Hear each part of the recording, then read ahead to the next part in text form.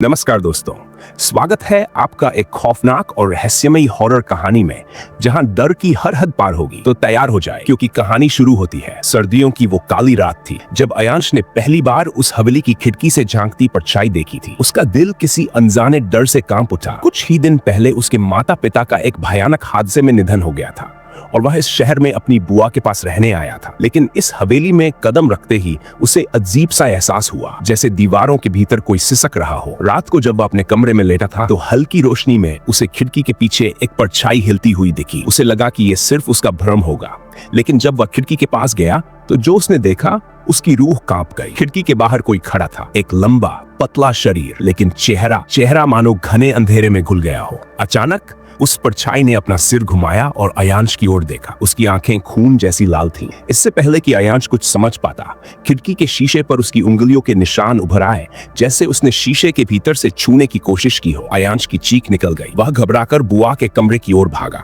लेकिन जैसे ही उसने दरवाजा खोला, सामने बुआ जमीन पर बेहोश पड़ी थी। उनके शरीर पर किसी ने गहरी खरोंचें मार रखी थी। अयांश की आंखों से आंसू बहने लगे। उसने बुआ को उठाने की कोशिश की, लेकिन वह बिल्कुल निष्प्राण लग रही थी। उसने हिम्मत जुटाकर पानी छिड़का तो बुआ की हल्की कराह सुनाई दी। उनकी आंखों में एक अनजाना डर था। कांपती आवाज में उन्होंने बस इतना कहा, वह वापस आ गया है। अयांश कुछ पूछता, इससे पहले ही बुआ की आंखें फिर से बंद हो गई। हवेली के भीतर एक अजीब सी ठंडक बढ़ती जा रही थी और फिर खिड़की के बाहर वही परछाई फिर से दिखी, लेकिन इस बार वह हवा में झूल रही थी, जैसे कोई अदृश्य ताकत उसे ऊपर खींच रही हो। अयांश का दिल तेजी से धड़कने लगा। उसे समझ नहीं आ रहा था कि ये कोई सपना था या डरावनी हकीकत। तभी एक हल्की सरसराहट उसके कानों में पड़ी। उसने मुड़कर देखा तो हवेली के कोने में रखी एक पुरानी अलमारी अपने आप खुल रही थी। अंदर एक जर्जर किताब पड़ी थी जिस पर धूल जमी थी, लेकिन जैसे ही अयांश ने उसे छूने की कोशिश की, हवेली के हर कोने से एक साथ चीखें गूंज उठी। उस पल हवेली की हर खिड़की जोर से धड़धड़ाने लगी,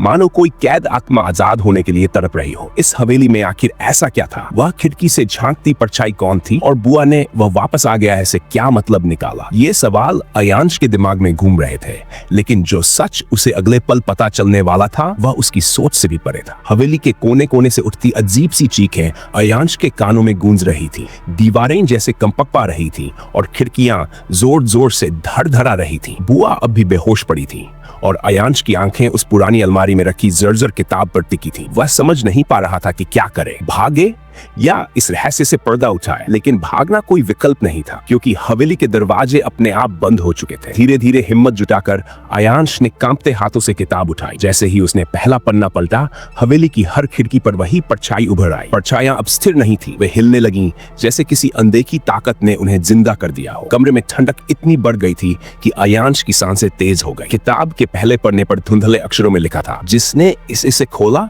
उसकी आत्मा हवेली की बंदी बन जाएगी। अयांश के हाथ से किताब गिर पड़ी, उसके पैर लड़खड़ा गए। तभी बुआ की धीमी लेकिन घबराई आवाज आई, किताब मत खोलना, नहीं तो तुम्हारी आत्मा भी। उनके शब्द अधूरे रह गए। अयांश तुरंत उनकी तरफ दौड़ा, लेकिन जैसे ही उसने उन्हें छूने की कोशिश की, उनकी आंखें पूरी तरह काली हो चुकी थी। बुआ के होंठ फड़फड़ा रहे थे, जैसे कोई अनदेखी ताकत उन्हें अपने वश में कर रही हो। अचानक बुआ की आवाज किसी औरत की दर्द भरी चीख में बदल गई। अयांश की रूह कांप गई। बुआ के शरीर से एक काली धुंध उठने लगी और दीवारों पर अजीब आकृतियां बनने लगी। जले हुए चेहरे, खाली आंखों वाले लोग और एक लड़की जिसकी गर्दन टेढ़ी हो चुकी थी और उसकी आंखों से खून टपक रहा था। वह लड़की धीरे धीरे अयांश की ओर बढ़ने लगी। मुझे मेरा इंसाफ चाहिए, उसकी आवाज हवेली की दीवारों से टकरा रही थी। अयांश पीछे हटते हुए बुरी तरह कांप रहा था। उसके मुंह से कोई आवाज नहीं निकल रही थी। अचानक हवेली की खिड़कियां एक झटके में खुल गई और वह लड़की हवा में झूलने लगी। उसकी गर्दन और भी ज्यादा टेढ़ी हो गई और वह डरावनी हंसी हंसने लगी। तुम भी अब इस हवेली के हिस्से हो, उसकी आवाज अयांश के कानों में गूंजने लगी। अयांश की आंखों के सामने अंधेरा छाने लगा। हवेली के हर कोने से हजारों परछाइयां उभर आई और वे सब उसके चारों तरफ घूमने लगी। अयांश चीखने ही वाला था कि अचानक कमरे का दरवाजा जोर से खुला और कोई अंदर दाखिल हुआ। लेकिन जो अंदर आया उसे देखकर अयांश का दिमाग सुन पड़ गया। अयांश बेटा, मुझे माफ कर दो। ये आवाज उसके पिता की थी, लेकिन ये कैसे संभव था? उसके माता पिता तो मर चुके थे। अयांश के पैरों तले जमीन खिसक गई। सामने उसके पिता खड़े थे, ठीक वैसे ही जैसे वह उन्हें आखिरी बार अस्पताल में देख चुका था। लेकिन यह कैसे संभव था? वह डर और सदमे के बीच कांप रहा था। पापा, उसकी आवाज लड़खड़ा गई। पिता की आंखों में अजीब दर्द था। उन्होंने कांपते हाथों से अयांश की ओर बढ़ने की कोशिश की, लेकिन जैसे ही उनके कदम हवेली की सीमा में पड़े, उनकी छाती पर जलने के गहरे निशान उभर आए। उनके मुंह से एक तेज चीख निकली। हवेली की परछाइयां और ज्यादा भयंकर हो गई और हर तरफ तेज हवाएं चलने लगी। बेटा, यहाँ से भागो, ये हवेली तुम्हें जिंदा नहीं छोड़ेगी। पिता की आवाज गूंज उठी, लेकिन अयांश की आंखों से आंसू बहने लगे। पापा, आप जिंदा कैसे हैं? आप तो। पिता की आंखों में एक दर्दनाक सच झलक रहा था। बेटा, मैं जिंदा नहीं हूँ। मेरी आत्मा इस हवेली में कैद है। तुम्हारी माँ और मैंने इस हवेली का एक राज जाना था, एक ऐसा राज जो किसी को नहीं पता चलना चाहिए था, लेकिन हमने गलती कर दी और हवेली की आत्माओं ने हमें पकड़ लिया। तुम्हारी माँ की आत्मा अब भी कैद है और मैं तुम्हें बचाने आया हूँ। अयांश की आंखों में आंसू थे, लेकिन हवेली अब और हिंसक हो गई थी। दीवारों से काले हाथ बाहर आने लगे, खिड़कियों से परछाइयां निकलकर हवा में तैरने लगी। उसी पल हवेली की छत से वह लड़की फिर प्रकट हुई, जिसकी गर्दन टेढ़ी थी और आंखों से खून टपक रहा था। कोई यहाँ से जिंदा नहीं जा सकता। लड़की की आवाज गूंज उठी। अयांश के पिता ने अयांश की ओर देखा।